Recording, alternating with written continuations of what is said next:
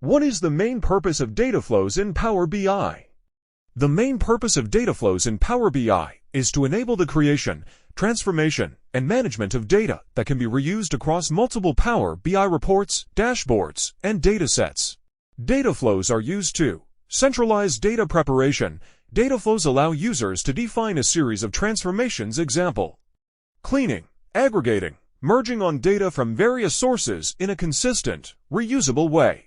Enable reusability. Once created, data flows can be reused across different Power BI projects, helping maintain consistency and saving time by eliminating redundant data preparation steps.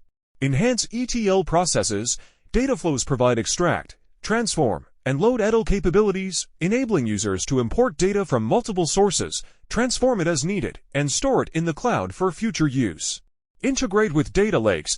Data flows can store the transformed data in Azure Data Lake Storage Gen 2, allowing organizations to integrate Power BI data with their broader big data and analytics ecosystems. In short, data flows streamline and centralize data preparation processes for more efficient reporting and analytics in Power BI.